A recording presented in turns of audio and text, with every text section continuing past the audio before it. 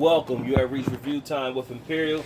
Today's review will be Power Book 3, Raising Kanan, Episode 3. Let's get into it. So, this you can total this up to another filler episode, and this episode basically starts off with Symphony clapping those cheeks on Raquel and just showing their build up between him and her. Meanwhile, you meet a new character named Dean, who's played by Larry Gillard Jr. as he played as D'Angelo in The Wire. So Dean is the connect. He's shorting Raquel's squad off of the product. So her play is to get one of Dean's men, give him some money so that he could give her some information so that she could set Unique's crew up to get hit with their product. So she reaches out to Detective Mallory and pretty much gives some information where Unique crew is getting so they can get a drug bust. So Detective Mallory find out that he has illness and he needs to find a family member that can donate for him. You also find out that he's under heat with his sergeant to get a big drug bust. So this is right up his alley of getting assistant.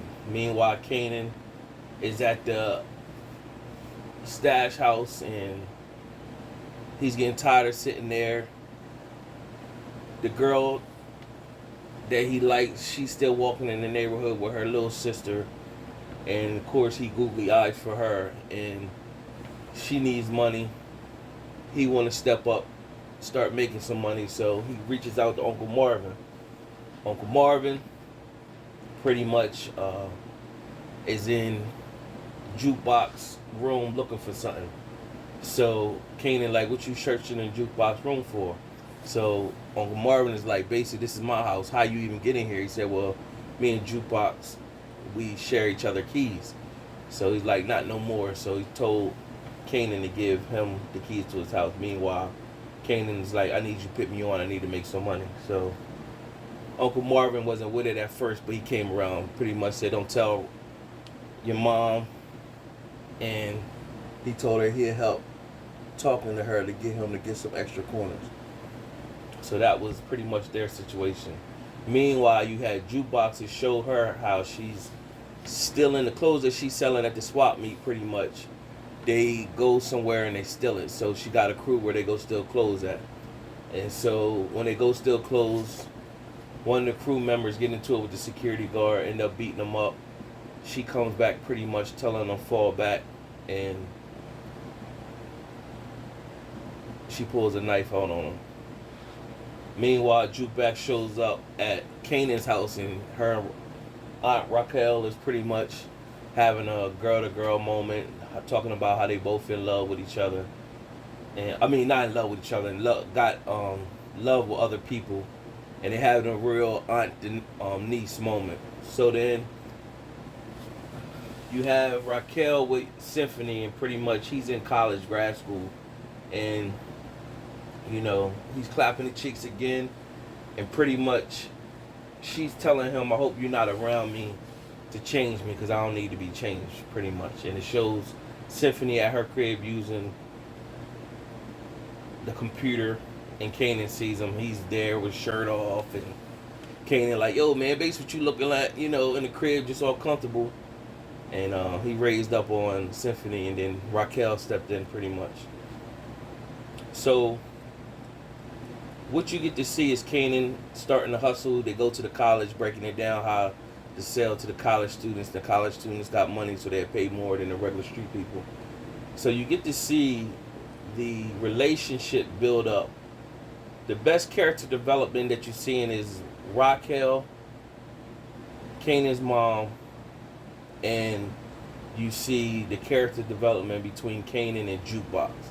Now, back when Jukebox was on the regular series Power, I don't remember them like stressing the fact that that was his cousin, and like first cousin at that. I don't even recall that. And well, if it did, I didn't pay attention to that. But as close as you see that Jukebox's Kanan is right now, and the build up between them two, you're gonna have to wonder how did they get a strain where he would actually go as far as killing Jukebox over Tyreek. So that was just it's kind of mind boggling with that. But other than that, back to the episode. Kanan pretty much he bought some groceries for the girl he liked, and it ended pretty much with Raquel and Kanan going to visit D-Wiz's mom, and consoling her. And it just shows you how heartless Raquel is, where Kanan and the mom is crying, she's sitting there consoling D-Wiz's mom, and she the one that set her son up to get killed. It just shows how heartless Raquel is, or whatever.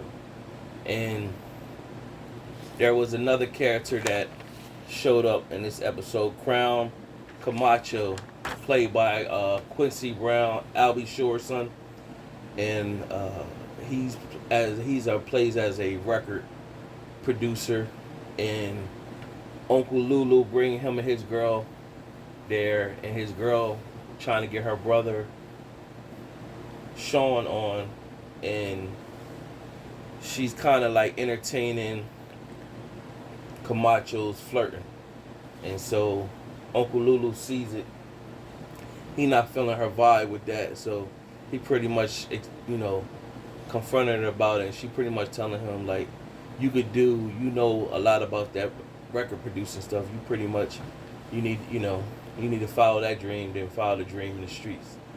She basically said, I see the talent in you. Pretty much he's caught up in the game, so he's not looking to do anything more, especially not now. So you're gonna see how that play out or whatever. So that was pretty much the episode. Subscribe to the channel, like the video. If I missed anything, make a comment about it. Let me know if you already knew that back in Power that Jukebox and Kanan was already cousins. Till next time.